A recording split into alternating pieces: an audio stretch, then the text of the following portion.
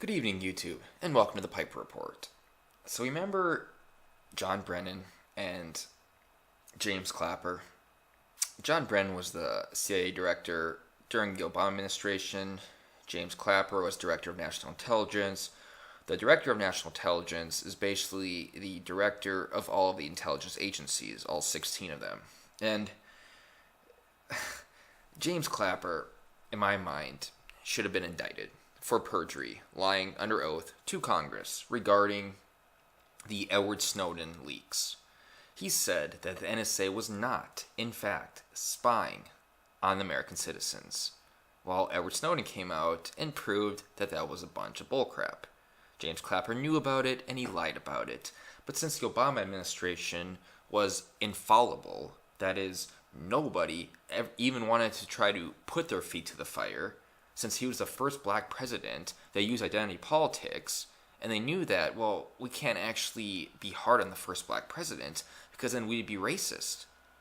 People would call us out for attacking Barack Obama, not because of his policies, but because of his race, because of his ethnicity, which is also a bunch of bullcrap, but that was the type of mentality, and many Republicans also shared that mentality.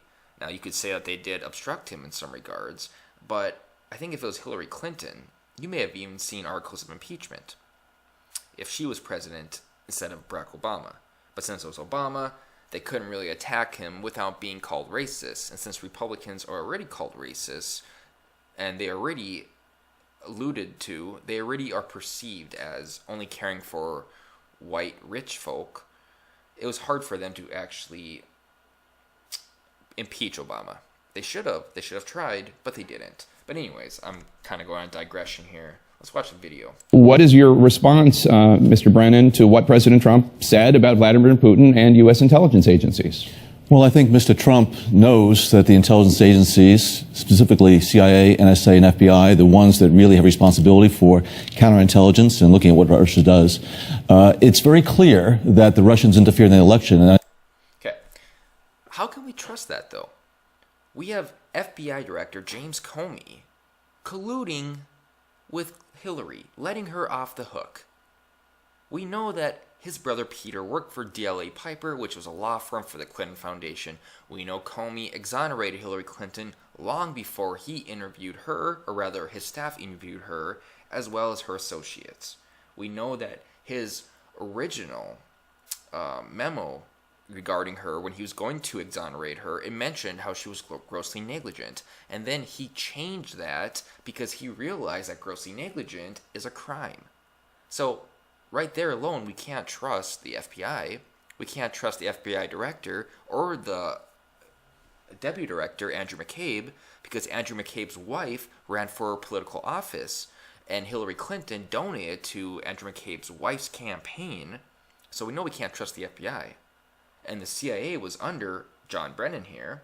And the DNI, James Clapper, we can't trust him because he already lied under oath, perjured himself to Congress. So when John Brennan here is saying all this stuff like, I don't know why Trump isn't believing them, I don't believe them. I don't believe them at all. The NSA lied to us. They spied on us. The PRISM program, the Upstream program, these are things that Edward Snowden exposed of them, and they try to cover it up. WikiLeaks came out with Vault 7, and in it, we discovered that the CIA is able to hack basically anyone they want, and they are able to set it up so it appears that a foreign entity hacked them. Well, hypothetically, couldn't some rogue agent, i.e. deep state figure in the government, hack into the DNC and then blame it on Russia? Isn't that a possibility? If people say no, it's not a possibility, then you are deluded. It is definitely a possibility, and in my mind, it most likely happened. I believe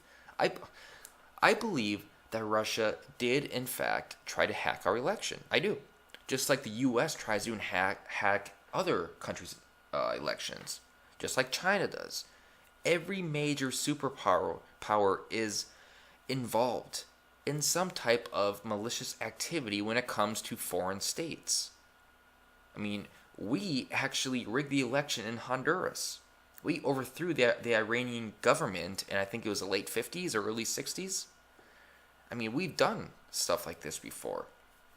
I have no doubt that Russia tried to get involved, just like we try to get involved. The issue is whether Trump colluded with Russia. And as we know, it was the Democrats that colluded with Russia, not Trump. As we also know, Russia didn't change any results in the election. It's just, they're trying to use strawman arguments here. They're trying to make it seem like we should go to war with Russia, World War III, because they try to do what the U.S. and China also tries to do on a daily basis. But when they do it, it's because they're evil. When we do it, it's because we are promoting peace. Do you see the hypocrisy here? And it's still puzzling as to why Mr. Trump does not acknowledge that and embrace it, and also push back hard against Mr. Putin. The Russian threat to our democracy and our democratic foundations is real. Exactly. See where he's going with this? Nobody wants peace with Russia. The establishment views Russia a lot worse than it did back during communist Russia. And communism has killed over 100 million people since its inception. And we look at Russia now as far worse than it was back then. What's wrong with wanting to work with Russia? People like John Brennan and James Clapper and all these people, and especially neocons like John McCain, they want war with Russia. They want to feed the military-industrial complex. And to do that, we have to have a foreign enemy. And not just a small foreign enemy, but a robust foreign enemy. A foreign enemy that requires us to spend billions and billions more of dollars just to, quotation marks, protect ourselves from them. We already outspend Russia in military spending 10-1. All right? We don't need to keep on spending to try to protect ourselves from those crazy, evil, dangerous Russians, because we are far more powerful than Russia ever could be. We could cut our military spending in half and still outspend Russia 5-1. But people like John Brennan here, they don't want you to know that. They want to build up this threat that Russia is going to cause World War III with us, that they are completely dismantling the U.S. right now, and we have to step up, and we have to fight them, even though they're doing exactly what we do on a daily basis. And sorry about my screen here. I have a bad graphics card in case you can't tell. And I think his continuing to not say very clearly and strongly that this is a national security problem, and to say to Mr. Putin, we know you did it, you'd have to stop it, because there are going to be consequences if you don't. I don't know why the ambiguity about this, because the threat posed by Russia, as John just said, is manifest and obvious, and has been for a long time. Putin. It's kind of hard to trust you, James Clapper. Do you remember why? Do you remember why we can't trust you? Really? You don't remember that? You lied to everyone. You lied to 320 million people about spying on them. Nobody gives a crap what you have to say. Is committed to undermining our system, our democracy, and our whole process. Just like we are committed to doing exactly the same thing in Russia and China and Honduras and Iran and Iraq and Afghanistan and Pakistan and all the other countries we are involved with. And to try to paint it in any other way is, I think, astounding, and in fact poses a peril to this country. So the moral of the story here is that don't listen to these two political hacks, because all they want is to perpetuate war with a major global power like Russia. That's all they want. That's all they want. Because I wouldn't be surprised if they are getting money from special interests to promote the military-industrial complex. And how do you promote the military-industrial complex? You have to have an enemy, a large enemy, an enemy that requires massive amount of government spending on weaponized material. So the special interests, they use these political hacks to get what they want, and the military-industrial complex keeps growing because they don't want peace. Peace to them is a reduction of money.